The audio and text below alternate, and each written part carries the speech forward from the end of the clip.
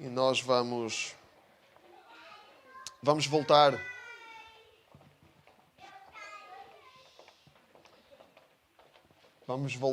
a um livro que já tivemos a estudar da última vez, o Profeta Ageu. É um livro pequenino, não é dos livros mais badalados, mais conhecidos. Está ali mais para o fim do Velho Testamento. Mas é um livro com uma mensagem muito forte, uma mensagem muito importante para nós, para todos aqueles que querem fazer a vontade de Deus. E já estamos na parte 2, porque já começamos a fazer o estudo sobre Ageu da última vez, que já foi no fim de fevereiro. Ageu fala-nos de um tempo em que o povo de Israel tinha voltado à sua terra, depois de ter estado 70 anos no exílio. E porquê é que o povo de Israel foi para o exílio? Porque consistentemente ignoraram todo o conselho de Deus. Não é? Ignoraram a vontade de Deus, rejeitaram a vontade de Deus, quiseram viver à sua maneira, quiseram adorar falsos deuses, quiseram viver de uma maneira completamente imoral, quiseram rejeitar a justiça, quiseram rejeitar a verdade. Deus avisou-os muitas vezes e de muitas maneiras pelos profetas. Eles não quiseram ouvir. E então Deus provocou que um povo estrangeiro os fosse acordar, os fosse despertar. C.S. Lewis tem uma citação muito célebre, que é: o sofrimento é o megafone de Deus. E, de facto, quando nós não acordamos de outra maneira, uma forma de Deus nos despertar é trazendo mesmo sofrimento sobre a nossa vida, é verdade. Da mesma maneira que nós, quem é pai e quem cuida de crianças, pelo menos, sabe muito bem que às vezes a única maneira das crianças despertarem para perceberem que estão a fazer algo errado é serem disciplinadas, serem castigadas. O castigo traz sofrimento, mas é um bom instrumento para despertar para a realidade de que as ações têm consequências e que as ações más têm más consequências. Não é? Então é isso que Deus faz também aqui, provocando que o Império Babilónico invada o reino de Judá, invada a cidade de Jerusalém, destrua Jerusalém, destrua o templo, destrua as muralhas e enviasse o Império Babilónico que levasse para a Babilónia muitos israelitas escravos para ficarem exilados longe da sua terra, numa terra que não era a deles. Então, 70 anos eles estiveram nessa condição. 70 anos eles estiveram assim, no exílio. Um tempo para refletir. E depois veio outro rei, porque Deus também tinha prometido que lhes ia dar outra oportunidade. Porque Deus é um Deus de oportunidades também.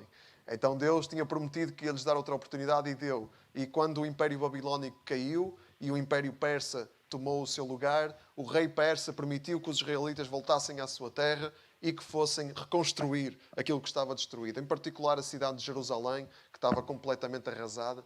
E foi-lhes permitido que eles voltassem e começassem a construir. E a primeira coisa que eles queriam construir era a coisa mais importante na cidade, que era o templo. Porque o templo simbolizava a presença de Deus no meio do povo. Então eles tiveram a primeira missão deles era essa, era reconstruir o templo. E eles foram e começaram, mas depois tiveram oposição. Houve pessoas lá que se levantaram, pessoas que eram de outros povos e que estavam lá a habitar naquela terra. E alguns israelitas até que não queriam que o povo continuasse, que restituísse a cidade àquilo que ela era. Então fizeram queixa ao rei persa e o rei persa disse: não, eles têm que parar. Eles pararam de reconstruir. Pararam de reconstruir e depois não quiseram mais começar. Nunca mais pensaram em recomeçar. Ficaram confortáveis. Não é? Primeiro eles tinham ido cheios de adrenalina, tinham ido cheios de motivação, cheios de ânimo. Mas depois, quando vieram as contrariedades, quando veio a oposição, quando vieram os obstáculos, eles simplesmente deixaram-se estar. Ficaram paradinhos, quietinhos na sua vida, sossegadinha. E no primeiro capítulo, quando nós lemos um dos versículos que melhor demonstra isso, é quando o profeta diz: vocês vivem em casas luxuosas, vocês vivem no meio do luxo e o meu templo continua em ruínas. Mas que raio de devoção é a vossa? Não é? Qual é a vossa... o que é que vocês querem realmente? Querem pensar no vosso próprio sossego ou vivem para a minha glória? Pergunta Deus. Então, Eles não estavam a reconstruir, havia várias motivações para eles não estarem a reconstruir. Uma das motivações pela qual eles não estavam com vontade de reconstruir é porque o templo que tinha sido destruído era o templo de Salomão. Era um templo glorioso. E eles sabiam que não iam conseguir construir um templo com a mesma glória. O templo de Salomão, só para terem uma ideia, tinha sido construído com 34 toneladas de ouro. 34 toneladas. Eles sabiam que não tinham hipótese, a mínima hipótese de restituir o templo à sua glória original. Então eles ficavam assim, agarrados ao passado. Ficavam assim, a pensar, antes é que era bom. Né? É uma atitude que nós somos muito propensos a essa atitude. Em particular em Portugal, não sei se no Brasil também, mas em Portugal temos muito essa propensão. Antes é que era. Temos muitas saudades. Não é por acaso que saudade é uma palavra portuguesa, não é? Mesmo portuguesa. Temos muitas saudades. Não é? Muitas saudades. Antes é que era. Onde eu estava é que era. Na minha outra igreja é que era. Deus antes é que era. Deus agora já não é o que era. Não é? Temos essa ideia. Muito esse sentimento. Somos muito vulneráveis a esse sentimento. E os israelitas estavam assim. O outro templo é que era. Aquilo de antes é que era. Agora nunca vamos voltar àquilo que tínhamos antes. Nunca vamos conseguir reconstruir de uma forma fiel àquilo que tínhamos antes. Então Deus reconhece isso neles. Que eles estavam cheios de saudosismo. Que eles estavam sem entusiasmo porque estavam agarrados ao passado. Então, e Deus manda o profeta abordar essa questão. E é isso que ele faz no capítulo 2, versículo 1, em que ele fala, o subtítulo que tem, pelo menos na tradução da Bíblia que eu tenho, é a grandeza do novo templo. Não sei o que é que tem na vossa, aquele títulozinho, que não faz parte das Escrituras, mas que alguém colocou lá como tema daquilo que se escreve. E é interessante pensar a grandeza do novo templo. Mas vamos ler no versículo 1 ao 3. No segundo ano do rei Dário, no dia 21 do 7º mês, o Senhor dirigiu-se novamente ao profeta Ageu para ele ir falar a Zorobabel, governador de Judá, ao sumo sacerdote Josué e a todo o resto do povo. Falou-lhes deste modo: aqueles que no vosso meio ainda se lembram do primeiro templo, certamente reconhecem que o atual não se compara com ele. Então Deus aborda esta questão, porque Deus sabia a importância que o passado, o peso que o passado tinha na vida deles, na vida daquelas pessoas. E Deus aborda isso porque o que o saudosismo produz é o que estava a produzir aqui na vida do povo. Estagnação. Quando nós vivemos a pensar que o passado é que era, o presente é que perde. O nosso presente perde. O saudosismo suga o nosso presente daquilo que Deus está a fazer agora, hoje. E Deus está a fazer alguma coisa hoje, ou não? O que é que Deus está a fazer hoje? Os nossos olhos estão onde? Estão no antes, no antigamente? Ou estão hoje naquilo que Deus está a fazer hoje? Ninguém diz que o hoje é perfeito. Há muitas dificuldades. Mas quais são as bênçãos do hoje? Ninguém está a dizer para ignorarmos as dificuldades do hoje. Mas quais são as bênçãos do hoje? E já agora, falando do passado, quais eram as dificuldades do passado que nós achamos que era tão bom? Quais eram as dificuldades? Ou não havia? Ou era tudo super maravilhoso? Havia também. Então esse sentimento é tóxico para nós. Estarmos agarrados ao passado a pensar que o passado é que era.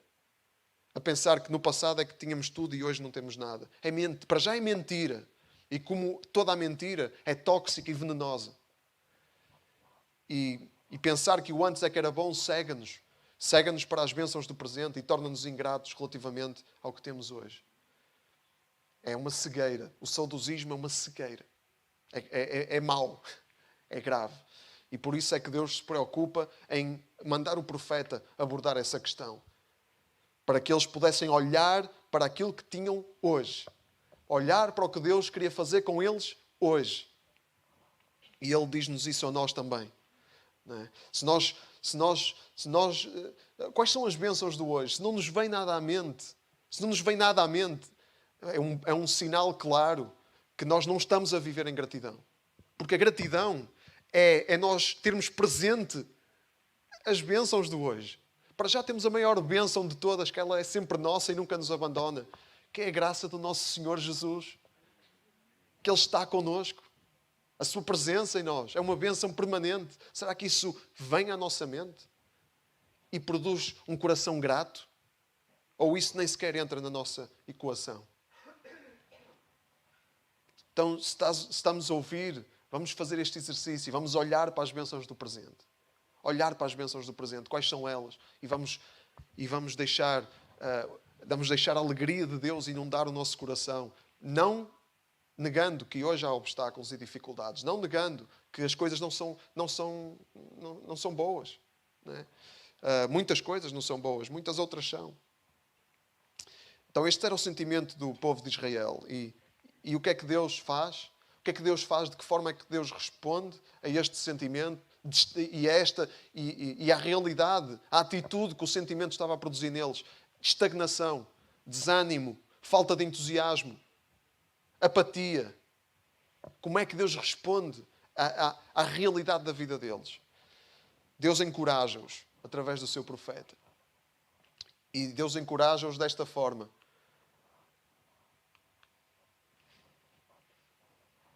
Gostava de mudar aqui o slide, não sei se isto... Sim, estou a tentar. Bom. Deus encoraja-os desta forma. Vinha aí um templo cuja grandeza seria ainda maior do que o primeiro. Vamos ver qual é, de que forma é que Deus os encoraja e depois também qual é esse templo cuja grandeza é maior do que o primeiro. Ageu 2, versículo 4. Vamos ler até o versículo 9. Mas eu digo-vos, coragem, Zorobabel, coragem, Josué, coragem, povo do meu país. Vamos ao trabalho, que eu estarei convosco. Palavra do Senhor Todo-Poderoso. Eu estarei no vosso meio, tal como vos prometi quando saíram do Egito. Não tenham medo, porque assim diz o Senhor Todo-Poderoso: dentro de pouco tempo farei estremecer o céu e a terra, os mares e os continentes, farei tremer todas as nações que hão de trazer aqui as suas riquezas. E de novo encherei o meu templo de grandeza. Palavra do Senhor Todo-Poderoso. É a mim que pertence a prata e o ouro. Palavra do Senhor Todo-Poderoso. A grandeza do novo templo será maior do que a do primeiro. E neste lugar eu vos concederei a paz. Palavra do Senhor Todo-Poderoso. Então, quando Deus nos chama, Ele diz-nos algumas coisas. Ele diz coragem. Coragem. Coragem. Coragem, povo. Ele diz-nos outra coisa. Vamos ao trabalho. Deus manda-nos trabalhar. Deus chama-nos para trabalharmos. Deus não nos chama para ficarmos assim à sombra da bananeira a desfrutar das suas bênçãos. Assim num plano zen de existência. Deus chama-nos para pôr as mãos na massa, para trabalharmos. Vamos ao trabalho, que eu estarei convosco. Deus chama-nos com esta promessa, Ele estará connosco.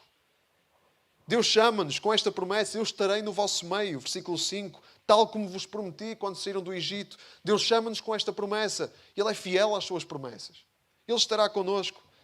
Não tenham medo. Não tenham medo. Não tenham medo de responder ao chamado de Deus. Não tenham medo de se comprometer com Deus. Porque Deus está a chamar aqui as pessoas ao compromisso. Ao compromisso. E nós vivemos tempos em que cada vez mais as pessoas têm medo de compromisso. Cada vez mais. E os compromissos cada vez mais são mais líquidos. Não é? São compromissos que hoje é, amanhã não é. A palavra, antigamente, a palavra valia muito. A palavra de alguém, quando alguém dava a sua palavra, era uma questão de honra. Não é? E quando alguém dizia sim, eu vou, essa pessoa tinha esse peso. Eu disse, eu tenho que cumprir. Não é? Obviamente havia muita mentira também, eu sempre houve, não é? Mas havia mais peso e hoje a palavra tem pouco peso. Hoje as pessoas têm medo de assumir compromisso. Há uma expressão que nós usamos aqui em Portugal, usa-se muito, e pessoas que às vezes começam a ter contacto com a nossa cultura, parece-lhes estranho. Não é? Por exemplo, quando alguém diz: olha, tu vais a tal sítio, e nós dizemos: em princípio eu vou. O que é isso, em princípio? O que é que isso quer dizer? Em princípio. O que é que isso quer dizer, em princípio? Pá, ou vais ou não vais. Não é? Em princípio. Claro, nós vemos na palavra de Deus que temos que ter algum cuidado. Não é?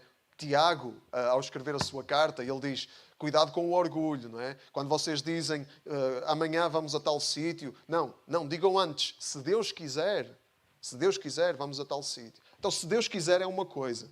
Isso é uma coisa. Dizemos se Deus quiser. Agora, em princípio, dizer em princípio vou, isso provavelmente, muitas vezes, quer dizer, pá, se me apetecer. Não é? Se eu não tiver outra coisa melhor para fazer, então eu vou. Se não houver nada mais atrativo que apareça entretanto, então eu vou. Sou capaz de ir, talvez. Mas Deus chama-nos para compromisso. Deus chama-nos para assumir compromisso. Compromisso de construir. Deus chama-nos para pormos lá a nossa vida. E não é quando nos apetece. É para estar lá. É para pôr lá o pescoço, como nós dizemos. Não é? E no reino de Deus, nós temos que esperar isso uns dos outros. Nós temos que esperar isso uns dos outros. Quando alguém diz, eu vou, estamos à espera que essa pessoa vá.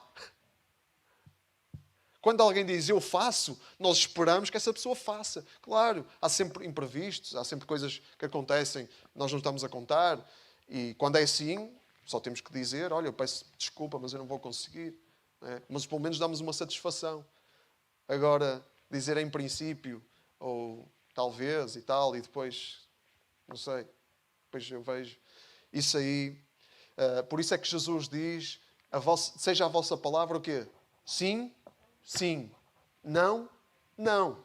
Não vale a pena estar a jurar, não vale a pena estar a prometer, não vale a pena estar a dizer em princípio. Sim, sim. Não, não. E quem está comprometido com Deus, é assim que deve viver. Honrar o compromisso. E Deus diz-nos outra coisa. Nesse compromisso que eu te chamo para assumires, não te vai faltar nada que eu não queira que te falte, diz o Senhor. Por isso é que Deus, no versículo 8, Ele diz, é a mim que pertence a prata e o ouro. Deus é o Deus de toda a prata e todo o ouro. Então não há nada que nos falte, que Deus não queira que nos falte. E Deus às vezes quer que nos faltem coisas. Para quê? Porque quando nos faltam coisas, nós aperfeiçoamos aperfeiçoamos a nossa vida de oração. Aperfeiçoamos a nossa dependência de Deus. Quando nos faltam coisas, nós percebemos que precisamos que Deus nos ajude. E por isso, sim, às vezes faltam-nos coisas, mas Deus está no controle disso. Deus não nos falta nada que Ele não queira que nos falte. E só nos falta aquilo que Deus acha que nos deve faltar num determinado momento. Porque Deus é o Deus de toda a prata e todo o ouro. É a Ele que pertence tudo isso. Portanto, todos os recursos também Ele nos garante. Todos os recursos que nós precisemos a cada momento para cumprirmos o seu chamado, para cumprirmos o nosso compromisso com Ele. Infelizmente, muitas vezes nós, perante as necessidades que não são satisfeitas logo quando nós achamos que devem ser, quando vêm contrariedades, quando vêm obstáculos, a nossa adrenalina muito facilmente baixa. Não é? Muito facilmente os níveis de adrenalina baixam. E aí perdemos a motivação, como o povo diz, como tinha acontecido ao povo de Israel. E em vez de nós aproveitarmos para aperfeiçoar a nossa dependência de Deus, em vez de nós não nos conformarmos e em vez de irmos até Ele em oração, em vez de nós entendermos que se há obstáculos, se há contrariedades, temos um Deus que é poderoso para nos ajudar a ultrapassar esses obstáculos. Em vez de percebermos isso, ficamos apáticos. Em vez de percebermos isso, aproveitamos para, em vez de perseverar, em vez de aperfeiçoar o nosso compromisso, acontece o contrário. Aproveitamos para desistir. E a mensagem de Ageu aqui, a mensagem do profeta aqui na Bíblia é esta: não desistas do que Deus te chamou para fazer. Desiste de tudo o que for contrário a isso. Não desistas do que Deus te chamou para fazer. Desiste de tudo o que for contrário a isso. Nós estávamos a falar da outra vez da nossa, enfim, de algumas ideias da nossa cultura que nos dizem: não desistas, nunca desistas dos teus sonhos, não desistas dos teus desejos e tal, que todos os teus desejos se cumpram e tal. Olha, a mensagem da Bíblia é um bocado diferente. A mensagem da Bíblia é: não desistas do que Deus te chamou para fazer. Não desistas daquilo que for chamado de Deus. Tudo o resto, desiste. Se os teus sonhos estão no caminho do chamado de Deus, desiste dos teus sonhos. Se os teus desejos estão no caminho do chamado de Deus, desiste dos teus desejos. Se os teus sentimentos estão no caminho do chamado de Deus, desiste dos teus sentimentos. Se o pecado está no caminho do propósito de Deus para a tua vida, desiste do pecado. Desiste daquilo que te prende. Desiste daquilo que te faz estagnar, que te faz ficar apático, que te faz recuar. Desiste disso. Desiste de tudo, menos do chamado de Deus. É essa a mensagem da Ageu. E há aqui uma coisa absolutamente central que vamos falar agora, que é o templo. Não é? Muito central, absolutamente central na mensagem da Ageu. Não é? Qual é o templo cuja grandeza vai ser maior do que o primeiro, afinal? Ele fala aqui o templo que vai ser maior do que o primeiro. Já vimos que o templo de Salomão era um templo glorioso, não é? E que este templo não tinha a mínima hipótese. E não tinha mesmo. Não tinha mesmo. O templo que Zorobabel, o governador, e Josué, o sacerdote, reconstruíram, não tinha a glória do primeiro. Para já faltava-lhe uma coisa que era super importante, que era a arca. A arca da aliança, onde estavam as tábuas dos 10 mandamentos, que simbolizava, era o símbolo maior da presença de Deus, da lei de Deus. A arca tinha sido perdida nas invasões da Babilónia e nunca mais foi encontrada. Não é? Há um filme sobre isso, que é Os Salteadores da Arca Perdida. Não sei se já viram, quem é fã do Indiana Jones. Mas é só um filme. A arca nunca foi encontrada. E então eles sabiam disso. Nunca mais temos a arca da presença de Deus desapareceu. Outros tesouros também se perderam. O templo foi completamente saqueado. O rei da Babilónia levou tudo para a Babilónia. E depois, mesmo o templo depois de ter sido reconstruído, nunca foi igual. Não é? E voltou a ser saqueado, depois de ser reconstruído, voltou a ser saqueado pelo Império Grego, o Império Seleucida, voltou a ser destruído. O rei Herodes, pouco tempo antes de Jesus, começou a reconstruir o templo. E aí sim, esse templo era mais rico, era um templo muito rico. Mas depois vieram os romanos e destruíram esse templo, que muitas vezes é chamado o terceiro templo. Destruíram. E hoje o que é que está no lugar do templo? Alguém sabe? Uma mesquita no monte do templo em Jerusalém. É isso que está lá agora. Então o templo, de facto, nunca mais ia ter a glória do primeiro. Então, de que templo é que o profeta estava aqui a falar? Esse templo que era o centro da adoração a Deus, que era onde estava a glória de Deus, era o símbolo da glória de Deus. Onde é que está esse templo? Qual é esse templo cuja grandeza seria maior do que o primeiro? Olha, é um templo onde está realmente toda a glória de Deus. Toda. Não é só um símbolo, é mesmo a realidade. É lá que está a glória de Deus. É um templo do qual todos os templos físicos de pedra são só uma sombra. Estes templos todos de Jerusalém que foram construídos e reconstruídos, esses são só uma sombra do verdadeiro templo de Deus. Qual é esse templo? Jesus diz-nos qual é esse templo. Vamos a João, capítulo 2, versículo 13. Se quiser abrir em João. João 2,13.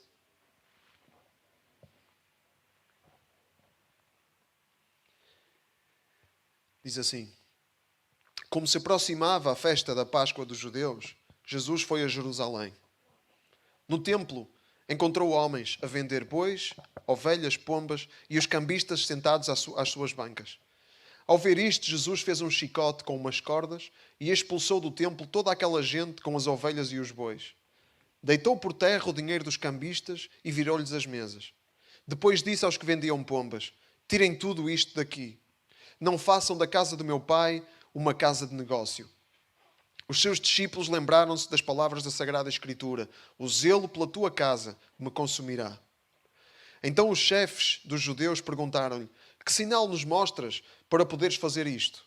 Jesus respondeu: destruam este santuário e eu em 3 dias o hei de levantar. E retorquiram-lhe: foram precisos 46 anos para construir este santuário e tu vens dizer-nos que o podes levantar em 3 dias? Mas o santuário de que Jesus falava era o seu próprio corpo. Por isso, quando ele ressuscitou dos mortos, os seus discípulos lembraram-se do que tinha dito e acreditaram na Sagrada Escritura e nas suas palavras. Então Jesus foi ao templo para varrer o templo, Jesus foi ao templo para mostrar, como os discípulos se lembraram que a Escritura dizia, que o zelo da tua casa, o zelo da casa do Pai, o consumiria. Foi para isso que Jesus foi ao templo. E Jesus mostrou claramente quem era o verdadeiro templo de Deus. Quem era o verdadeiro e glorioso templo de Deus, cuja glória seria maior do que o primeiro e seria maior do que qualquer outro templo que pudesse ser construído. Era quem? Era o próprio Jesus. E Ele é o templo de Deus, em quem Deus habita em toda a plenitude. Jesus é a imagem perfeita de Deus. A imagem do Deus invisível, nascido do Pai antes da criação do mundo. Está escrito em Colossenses. Jesus é o templo de Deus. E Jesus, ele foi até às últimas consequências. Ele foi consumido pelo templo. Ele foi consumido pelo zelo do templo. Ele foi consumido pelo zelo do templo, que era Ele próprio. A glória de Deus, Ele foi consumido pela glória de Deus. Ele foi até às últimas consequências. E em 3 dias, Ele foi crucificado, mas em 3 dias ressuscitou. Então, Jesus é o templo mais glorioso, mas Deus, Ele quer habitar. Jesus veio para que Deus pudesse habitar em mais templos. Para que Deus pudesse ter um templo em cada um que cresce nele. Então, todos os que creem nele são templo de Deus. 1 Coríntios, capítulo 6, versículo 19. Paulo escreve: não sabem que não pertencem cada um a si mesmo, mas que o vosso corpo é templo do Espírito Santo que receberam de Deus e que habita no vosso interior? Não sabem que vocês não pertencem cada um a si mesmo, mas que o vosso corpo é templo do Espírito Santo? O corpo de Jesus é o templo em que a glória de Deus habita em toda a plenitude. Deus habita em Jesus, e o corpo de Jesus é também a igreja, em quem Deus habita. Deus habita na igreja em todos aqueles que creem em Jesus. São templo de Deus. Têm Deus a habitar no seu interior. Então, quando nós falamos em construir, no reino de Deus, quando falamos em construir, não estamos a falar de construir pedra. Não estamos a falar de construir casas, edifícios. Não estamos a falar de construir organizações. Não estamos a falar de construir franchisings, impérios religiosos, empresas religiosas. Não estamos a falar de construir produções megalómanas. Estamos a falar de construir o quê? O templo de Deus. Quem é o templo de Deus? É as pessoas. Construir o templo é construir a vida de pessoas. É participar na construção que Deus está a fazer na vida de pessoas. É para isso que nós somos chamados. E esse é o significado mais profundo da mensagem de Ageu. E como o povo tinha desistido de construir o templo de pedra e foi repreendido por Deus por isso, nós facilmente desistimos de construir o templo de Deus, que são as pessoas. Porque dá trabalho. Construir dá trabalho. É preciso pôr as mãos na massa. É preciso aguentar contrariedades. É preciso aguentar desilusões. Dá trabalho construir pessoas. Dá trabalho participar na construção de Deus na vida de pessoas.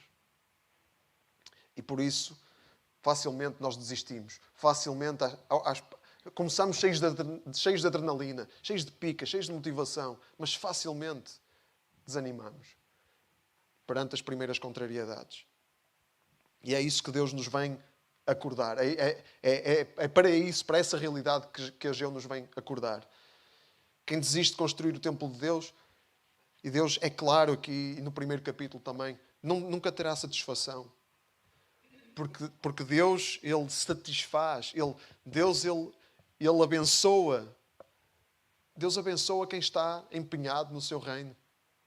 Como nós lemos na parábola dos talentos. Não é? Aquele servo que enterrou o talento que Deus tinha dado, esse servo ficou lá fora, nas trevas exteriores, onde há choro e ranger de dentes, insatisfeito, vazio. É isso que acontece a quem só pensa em si mesmo. A quem vive em casas luxuosas enquanto o templo de Deus está em ruínas. A quem vive com uma vidinha super relaxada e confortável, enquanto outros estão na miséria. Isso suscita repreensão de Deus. E o templo de Deus são aqueles que têm Deus a habitar no seu interior. Nós estamos diante uns dos outros, estamos diante do templo de Deus. Quero olhar para o lado e ver o templo de Deus. Se Deus habita no interior da pessoa que está ao seu lado, então Então está lá, Deus essa pessoa é o templo. E claro, a igreja local não é o único sítio. Não é o único sítio que nós somos chamados para servir. Nós somos chamados para servir em todo lado. Não é? Ainda ontem, no jantar de homens, na reunião de homens estávamos a falar sobre serviço, sobre o trabalho, a nossa profissão, como um local onde servimos a Deus. Não é? Porque o apóstolo Paulo diz isso em Colossenses. Quando servimos, não é como servindo a homens, é como servindo o próprio Cristo.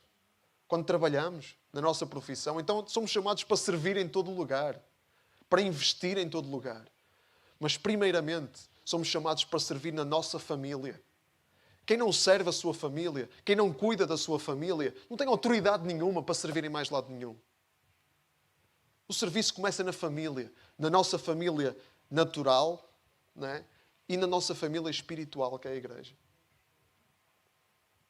Nós lemos esse versículo quando falamos disto, quando falamos de Ageu, não é? Devemos fazer o bem a todos, mas primeiramente aos domésticos da fé, àqueles que habitam connosco, àqueles que estão perto de nós. E se nós não cuidamos da nossa família, diz também a Bíblia, somos piores que descrentes. Quando nós não servimos, não cuidamos da nossa família. E se nós somos família, como igreja, então é aqui que deve começar o nosso serviço. É aqui que deve começar o nosso empenho. É aqui que se deve focar em primeiro lugar o nosso empenho. E aí sim vamos ter autoridade depois para cuidar de pessoas fora daqui. Porque sabemos que estamos a cuidar da nossa família. Temos autoridade, não somos hipócritas. Que vamos cuidar de tudo o que está lá fora, mas a nossa família está em ruínas. Então, esta é a experiência, não é? E o serviço na igreja, o serviço na nossa família, é um termómetro do nosso coração. Mostra como é que está o nosso coração. Não é? Porque se nós não conseguimos servir aqueles que estão perto de nós, o nosso coração não está nada bem. Se nós não cuidamos daqueles que estão perto de nós, alguma coisa está mal na nossa vida. Então, queremos construir o templo de Deus? Queremos assumir esse compromisso? Construir o templo de Deus? Então é hora de começar a servir pessoas ou de manter o nosso entusiasmo, ou de intensificar o nosso entusiasmo e não nos deixarmos cair na estagnação em face das contrariedades. Porque Deus repreende o povo infiel. Deus repreende aqueles que vivem só para si mesmos e ignoram as necessidades que estão à sua volta. Nós não gostávamos de repreensões, não é? Gostávamos que acabasse. Era bom que tivesse acabado naquela passagem. Coragem, povo, coragem, eu sou convosco, não tenham medo. Eu sou o Deus toda a prata e todo o ouro. Gostávamos que acabasse aí, não era? Era mais giro, era mais confortável. Mas a Bíblia não acaba aí. O livro do profeta Ageu não acaba aí. Deus não acaba aí. Porque há consequências há consequências para a nossa rejeição do chamado de Deus. E é bom estarmos conscientes delas. Ageu 2, versículo 10 a 19, vamos ler a repreensão de Deus. No dia 24 do 9º mês desse 2º ano do reinado de Dário, o Senhor dirigiu-se novamente ao profeta Ageu, para ele falar em nome do Senhor aos sacerdotes acerca da lei. E falou-lhes assim: suponhamos que alguém leva um bocado de carne retirada do sacrifício, escondida no seu fato.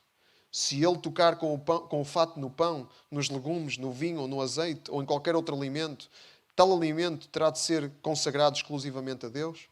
Os sacerdotes responderam que não. Ageu continuou: suponhamos ainda que alguém se tornou impuro por ter tocado num cadáver. Se tocar em seguida em alguma dessas coisas, elas ficarão impuras? A isto os sacerdotes responderam que sim. Então Ageu comentou: acontece o mesmo com esta gente e com este povo. Tudo o que fazem e tudo o que me oferecem é impuro. Daqui por diante, pensem bem nisto. Antes de começarem a colocar pedra sobre pedra para reconstruírem o templo do Senhor, o que é que sucedia? Quando alguém estava à espera de encontrar 20 medidas de trigo no celeiro, não achava senão 10. Quando alguém esperava tirar 50 moedas de vinho de uma cuba, só encontrava 20. Eu destruí com pragas e míldio e granizo todo o trabalho das vossas mãos, e vocês não se voltaram para mim. Palavra do Senhor. Daqui por diante, vejam o que irá suceder. Hoje mesmo, dia 24 do 9º mês, foram lançados os alicerces do meu templo.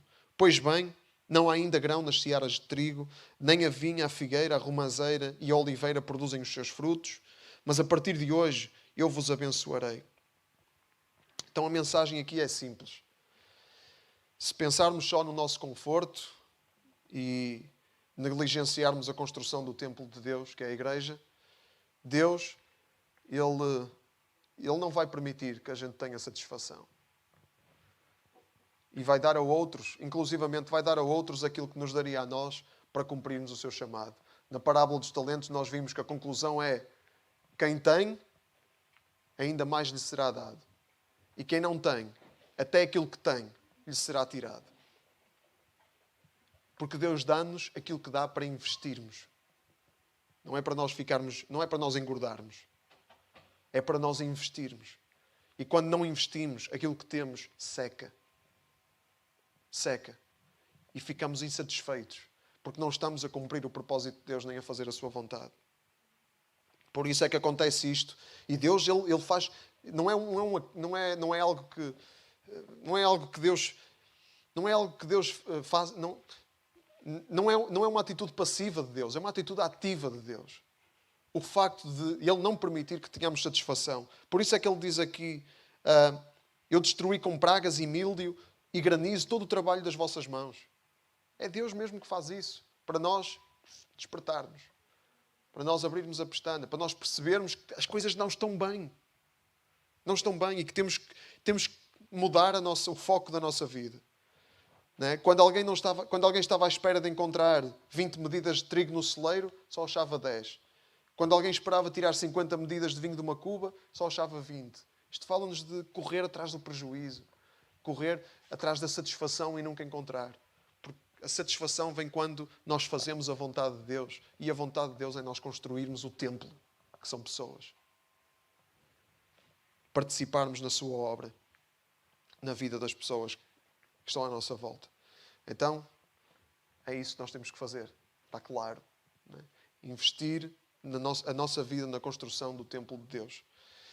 E então, no versículo 19, a partir de hoje, quando os alicerces forem lançados, quando puseres as mãos na massa, a partir de hoje, eu vos abençoarei, diz o Senhor. Ele enche a nossa vida. Ele enche a nossa vida. Enche a nossa vida de gozo. Pode não encher a nossa vida de bens materiais e podemos não enriquecer. Não é? Mas Ele enche a nossa vida de confiança de que estamos no centro da sua vontade. E não há nada que pague isso. Ele enche a nossa vida de paz e de gozo porque sabemos que estamos a fazer a sua vontade. No meio das dificuldades, que elas são reais e acontecem e vêm, as contrariedades vêm. Construir é cansativo. Construir cansa. Construir às vezes dói. Ninguém nega essas coisas. Não se pode negar essas coisas. São todas reais. Mas temos a bênção de Deus em nós, mesmo em face dessas coisas. E é isso que nós nos agarramos. O livro de Ageu termina aqui com uma promessa enigmática a Zorobabel, que era o governador de Judá. É uma promessa enigmática. Vamos ler aqui no fim mesmo de Ageu. Nesse mesmo dia, 24 do mês, o Senhor dirigiu-se uma segunda vez a Ageu para ir falar a Zorobabel, governador de Judá, filho de Salatiel. Assim disse o Senhor: eu farei tremer o céu e a terra. Deitarei por terra os tronos dos reis do mundo e desfarei a sua força. Destruirei os carros e os que neles se sentam. Morrerão os cavalos e os cavaleiros hão de matar-se uns aos outros à espada. Naquele dia, tu, Zorobabel, meu servo, filho de Salatiel, serás para mim como um anel de selar, porque eu mesmo te escolhi. Palavra do Senhor Todo-Poderoso. E nós perguntamos: quem é Zorobabel? Alguém ouviu falar de Zorobabel? Alguém já tinha ouvido falar de Zorobabel? Se não lermos aqui este período da história de Israel, ninguém conhece Zorobabel. Então, porquê isto a Zorobabel? Porquê esta promessa a Zorobabel? Deus fala aqui do fim dos tempos, em que os tronos dos reis serão desfeitos e cairão por terra. E diz que nesse tempo, e esses são tempos que estamos a viver, não é? São tempos que estamos a viver. não é? Em que os tronos dos reis são desfeitos, em que caem por terra, em que toda a terra treme, em que vivemos turbilhão atrás de turbilhão. Ainda agora acabou uma pandemia, ou está a acabar uma pandemia, e já temos uma guerra, pode ser uma terceira guerra mundial. Então, isto está tudo... isto não há... As coisas não vão melhorar à nossa volta, não é? É isto que nós estamos a viver, não é? E Deus está a agir. Deus está a agir. Deus está a agir primeiramente para salvar todos aqueles que quiserem ser salvos, todos aqueles a quem Ele puder alcançar, todos aqueles que se deixarem alcançar, todos aqueles que ouvirem o seu chamado para o arrependimento.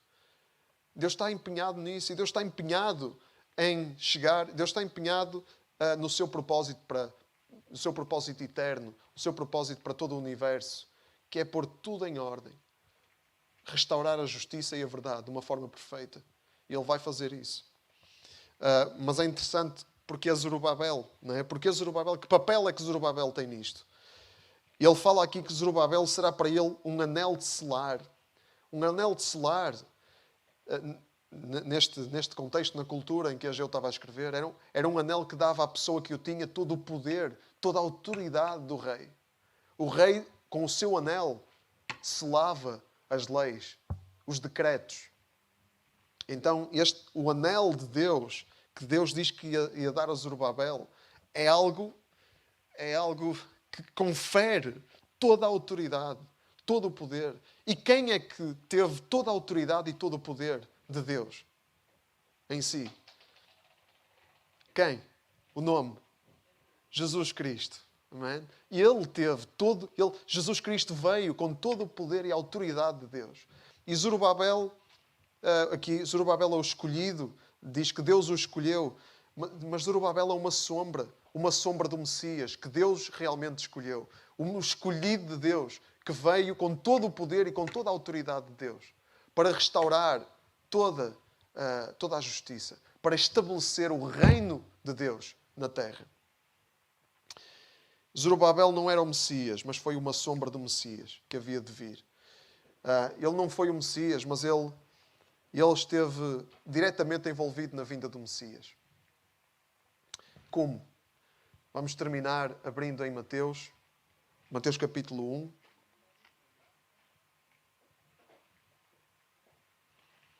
Mateus capítulo 1, versículo 12. Vamos ver como Zorobabel esteve envolvido na vida do Messias. Esta é uma parte da genealogia de Jesus, da linhagem de Jesus. A parte depois do exílio na Babilónia. Versículo 12 de Mateus 1. Depois do exílio na Babilónia, Jeconias foi pai de Salatiel e Salatiel foi pai de Zorobabel. Zorobabel foi pai de Abiúde, Abiúde foi pai de Eliaquim, Eliaquim foi pai de Azur, Azur foi pai de Sadoc, Sadoc foi pai de Jaquim, Jaquim foi pai de Eliúde, Eliúde foi pai de Eleazar, Eleazar foi pai de Matã, e Matã foi pai de Jacob, Jacob foi pai de José, esposo de Maria, da qual nasceu Jesus, chamado Messias. Então vemos que Zorobabel esteve diretamente envolvido na vinda do Messias. Ele não era o Messias, mas ele era uma figura do Messias, que apontava para o Messias que havia de vir. E esteve ele próprio na linhagem do Messias. Então estes são os planos de Deus. E estes são os planos de Deus revelados a nós, que Ageu nos revela. E este é o chamado de Deus. Vamos pôr as mãos na massa para construir o templo de Deus. Vamos dar a nossa vida, vamos nos comprometer com a obra de Deus. Porque Ele quer construir, Ele quer usar-nos para construir a vida daqueles que são o seu templo, em primeiro lugar. E também nos chamar para anunciar que há reconstrução em Jesus, que há restauração em Jesus a todos aqueles que estão à nossa volta. Que quem se sujeitar a Deus entra num processo de reconstrução, de restauração. Transforma-se em novas criaturas, em processo de reconstrução, em processo de restauração à imagem de Jesus. Pessoas que estão a fazer um caminho para a cada dia serem mais parecidas com Jesus e no fim serem totalmente... no fim conhecerem Jesus como são conhecidas e serem à imagem dele, sem pecado. É esse o chamado de Deus. Deus avisa-nos claramente. Desiste do teu conforto. Desiste de tudo aquilo que te impede de assumir um compromisso. Desiste dos teus sentimentos. Desiste da tua apatia. Desiste do teu pecado. E desiste de tudo menos do chamado de Deus. Desiste de tudo menos daquilo que Deus te chama para fazer. Desiste de tudo o que for contrário àquilo que Deus te chama para fazer. Esse é o nosso chamado. Deus é Senhor. Amém? E quando Ele nos chama, é para obedecer. Não é para pensar, não é para fazer contas, é para obedecer. Quando Ele nos chama, é para obedecer. Claro, nós temos que ser sábios. Não é? Temos que ser sábios e perceber qual é a maneira. Perceber que condições temos. Não é? Para que dons nós temos e que dons nós temos para pôr ao serviço de Deus. Que recursos nós temos para pôr ao serviço de Deus. Que tempo nós temos para pôr ao serviço de Deus. Aliás, tudo isso deve ser posto ao serviço de Deus. Não é? Mas de que formas é que essas coisas devem ser postas ao serviço de Deus? É preciso fazer essa ponderação. É preciso fazer essa reflexão. Mas uma coisa nós sabemos. Quando Deus chama, é para obedecer. Mas Deus não é apenas um patrão que nos manda trabalhar, como dizíamos da outra vez. Deus é um Pai que nos quer como filhos a servir com Ele naquilo que Ele está a fazer. E sabem, Deus fazia muito melhor sem nós. Ele não precisaria de nós para nada. Deus fazia muito melhor do que nós sabemos fazer. Ele não precisava de seres limitados e imperfeitos. Ele, que é perfeito, fazia tudo muito melhor. Mas ainda assim Ele quer-nos com Ele, a trabalhar com Ele, quer-nos a participar com Ele naquilo que Ele está a fazer. Porque Ele nos ama e Ele quer os seus filhos com Ele. Estamos nós nessa de responder a esse chamado de Deus? Servir com Deus na sua obra, não desistir e participar na construção do templo de Deus, que é a igreja, que são as pessoas. Amém? Vamos ficar de pé e vamos orar. Vamos orar por coragem. Vamos orar por coragem de Deus. Vamos orar para que Deus tire de nós todo o medo, para que Deus tire de nós o medo do compromisso, para que Deus tire de nós o nosso medo de não termos o que é suficiente ou de não termos o que é preciso. Deus capacita aqueles que chama. Deus tem tudo o que nós precisamos. E vamos orar para que nós tenhamos consciência disso e revelação disso. Senhor, nós te louvamos, Senhor. Pai, nós precisamos, temos consciência que precisamos da tua força, Senhor. Precisamos de coragem, da coragem que só tu podes dar.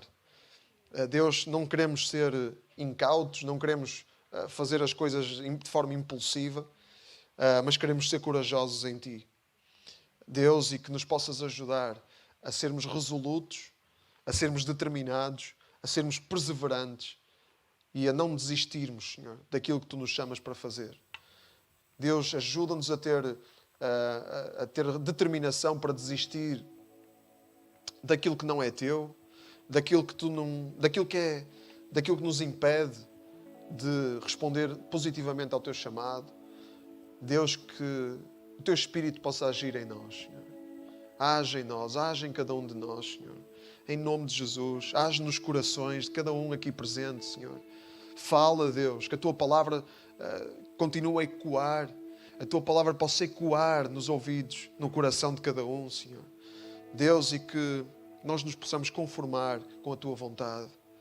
Deus, sabendo que devemos aproveitar o tempo ao máximo, porque os dias são maus. Deus, e tu nos dás tempo precioso, Pai, para nós aproveitarmos e não ficarmos à espera, sabe-se lá do quê, Senhor. Deus, em nome de Jesus, nós dizemos que tu és Senhor e dizemos que a nossa vida é para ti. E não queremos dizer isso, não queremos que sejam palavras ocas. Queremos que seja a realidade da nossa vida, Senhor. Então torna isso na realidade da nossa vida, Senhor, em nome de Jesus. Em nome de Jesus. Amém.